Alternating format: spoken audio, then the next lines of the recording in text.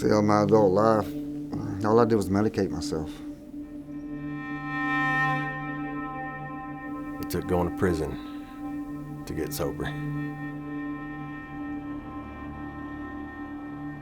When I first coming out of prison, I was scared, and the system doesn't show you how to overcome them, how to be successful. They throw you in the street and you're on your own. People that are just released back to the street, that don't have a support system, don't have a church home, don't have someone saying, you know what, this is what we need to do and this is how we're going to get it done, they go right back to what they were doing. They go back to what they know. Without a place to go, you're stuck in the penitentiary. And it's a grievous thing because it's not a healing place. I got out of prison in Georgia, and I have no family members whatsoever in Georgia, no friends. So for about a month, I lived in a motel. I basically kind of put myself in my own prison and just stayed in that motel room, almost never left. Basically sleep the days away, hoping that something good happens, doing what I can to try to find some type of light or hope in that situation, but it was very difficult.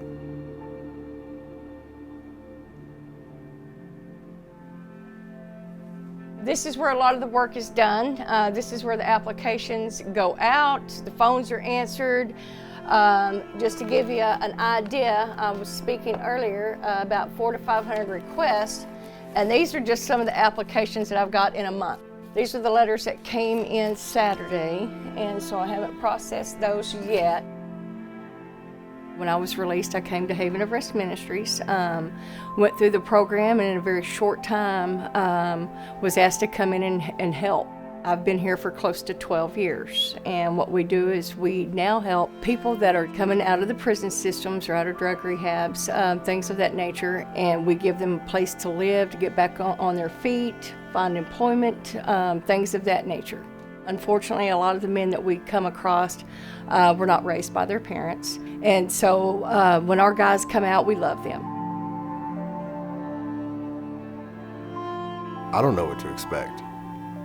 Is it like an institution? Is it like a big square building? I don't know.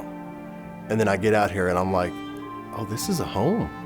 I want to say that first night I stayed on the porch just sitting out there because I could look up and there wasn't barbed wire, there wasn't lights everywhere, there wasn't people with guns. It was amazing. You're always a bit scared. But when I first went in, they started giving me hamburger. I went in there and sat down. Just all the guys just came to me and just started talking, and we started fellowshipping, and you know, just right from the beginning it was good.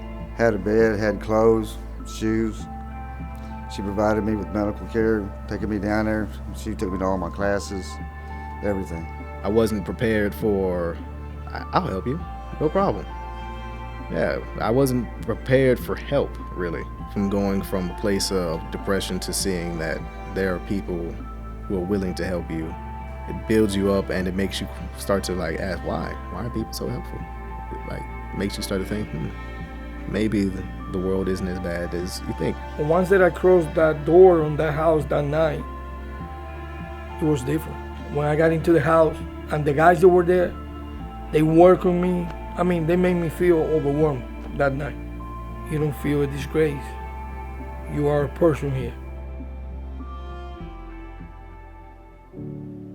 This program, this Haven of Rest, Chains of Grace, is a Christ-centered program, and that's what we base everything around. So if you took Christ out of it, you have nothing. You just have, to me, you would have nothing. You see God when somebody gets released from having to wear a GPS monitor. You see God when someone's parents let them have their used car. Just all the lifting up and help and support. I couldn't tell you the thousands of prayers that's been answered here, all the healings, all the jobs, the vehicles, and this is family. I don't have any family in Fort Worth, Dallas area or surrounding area, but I do have family right here. That it's honestly more closely knit than anything I've seen. And that it actually, when I look at it, reminds me of what I would think the biblical days were like, when love and compassion, faith were strong. And living isn't a chore anymore.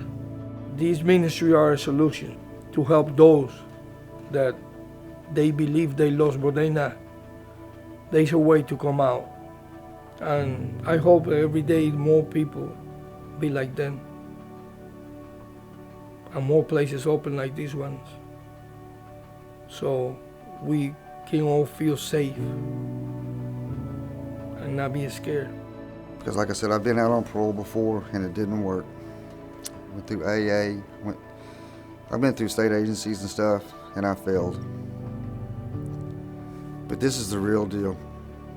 When you bring God into your life, and when you have people that care for you and love you, no matter what you've done in your past, and they're out here to love you and take care of you and make sure you're on the road for the up and up, and to help give you a better life. Man, I just pray that anybody out there listening to this will help change the Grace and Haven of Rest, because they do save lives, and they do absolutely keep people out of the penitentiary.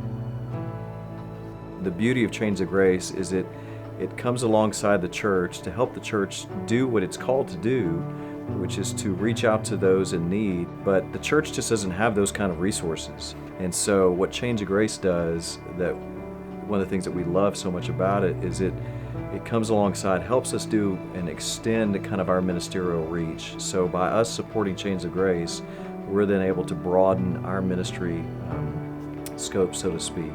Because there might be just one more. There may just be one more, and if we have to go through 100 to get to just the one more, I'm willing to do that. But because I made a covenant with God, my life was so out of order, addicted to drugs, getting beat on, and I made a covenant with God. Get me out of this lifestyle, deliver me from all of this, and I will serve you every day that I have left. And here I sit today, and I've been clean for almost 12 years, serving Him every single day. And because He saved this one right here, I'm going to save as many as I can.